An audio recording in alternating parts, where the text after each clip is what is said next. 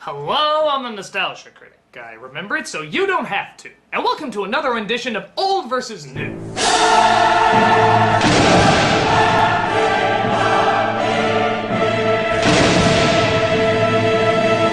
We all know about Hannibal Lecter and his history in movies. Great sucked, great sucked. But one film that gets overlooked at times is actually Lecter's very first appearance. This is the 1986 Michael Mann film Manhunter. And holy shit, that's not Hannibal Lecter! I thought he was a British guy with his hair slicked back. Not a British guy with his hair slicked back. Okay, there's some similarities. But that's just one of the many differences between two films based on the Thomas Harris novel, Manhunter and Red Dragon. Both are very different, but both are actually very good, too. They have their own unique style, their own way of telling a story, and their own way of showing what their characters are going through. But as always, which one holds up the strongest? Which one comes together the best?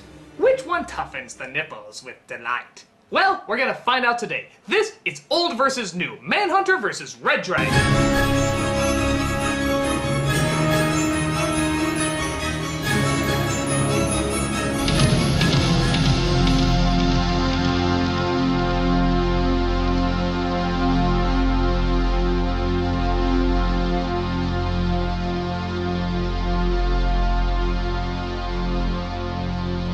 The only thing better than a hero is an anti-hero, the person who constantly walks the edge of good and evil. And these are two great nuts. That sounded bad.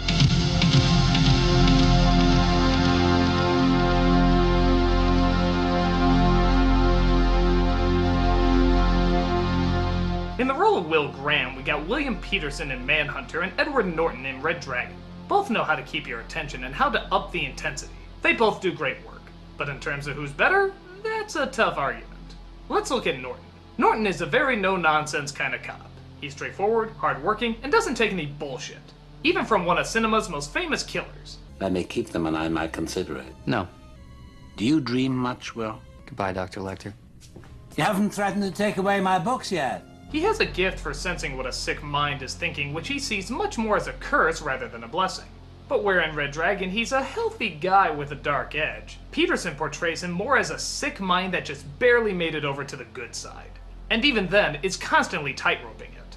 He doesn't seem like a well person, and deep inside he knows he could just as easily become one of those psychos he's brought in. Now don't get me wrong, they address this in Red Dragon too, but Norton still seems relatively in control. There's never a sense that he could just snap at any second. Take for example when he's trying to get into the criminal's mind. With Norton, it's very much along the lines of having an epiphany. You took your gloves off, you touched her with your bare hand, and then you wiped her down. But when the gloves were off, did you open her eyes? With Petersen, you get the feeling he's literally diving into the killer's psyche. Almost like he's sickly enjoying it. You took off your gloves to touch her, didn't you? Didn't you, you son of a bitch? You touched her with your bare hands, and then you put your gloves back on. But while your gloves were off, did you open all their eyes so that they could see you? Yeah, what'd you have for breakfast? Wasn't it an Egg McMuffin? It was an Egg McMuffin, you fuck! Yeah! Because of this, Petersen comes across as more tortured and therefore more complex. You could see him very easily going off the deep end at any moment. Norton seems to have one foot firmly in the real world, so when Lecter makes the comparison that they're similar, it sort of sounds like your typical villain speech. Don't you understand, Will? You caught me because we are very much alike. Without our imaginations, we'd be like all those other poor dullards. In Manhunter, he literally starts freaking out, just like an unstable mind would. So it makes more sense that something like this would really get to him. Do you know how you caught me, Will? Goodbye, Dr. Lecter. You can leave messages for me at the number on You your know file. how you caught me? The reason you caught me, Will, is you're just alike. You understand?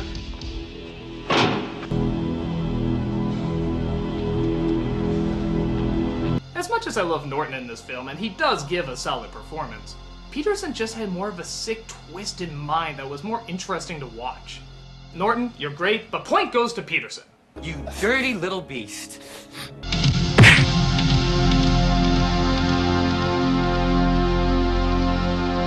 Now let's talk about our main villain, the Tooth Fairy. Boy, wouldn't that have been a different film?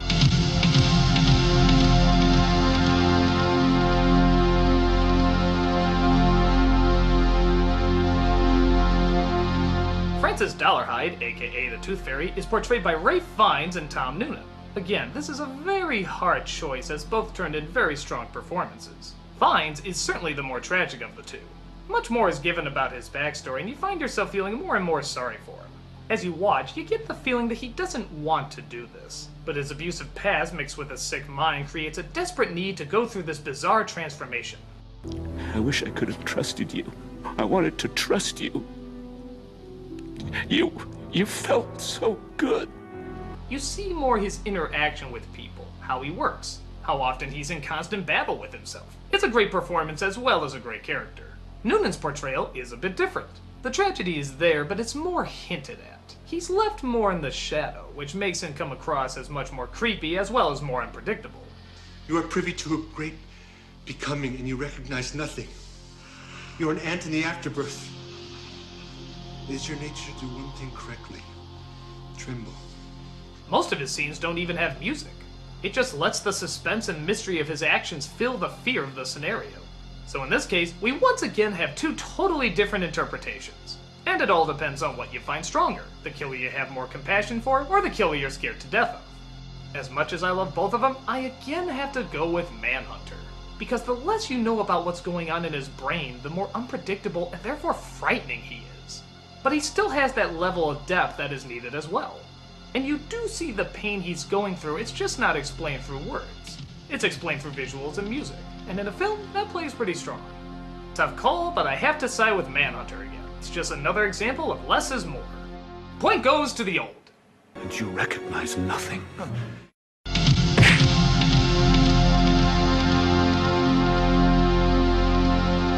But now let's get down to the one you all want to talk about, Lecter. True, he's not the main villain in either movie, and one does have him much more than the other, but I still stand by the fact that these are two very good performances and deserve to be looked at. This is the best Lecter.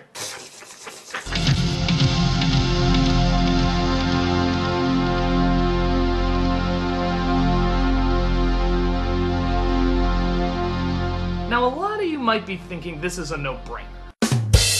Hopkins turned this role into an icon, and whenever anybody even says the name Lecter, they immediately think of him. So obviously, he should win. But Brian Cox actually has a very different and surprisingly effective take on the role as well. He's a fast talker, he's obnoxious, he's a jerk, but he also manages to get inside your head in a matter of seconds. Thought you might be curious to see if you're smarter than the person I'm looking for. Then by implication, you think you're smarter than me since you caught me.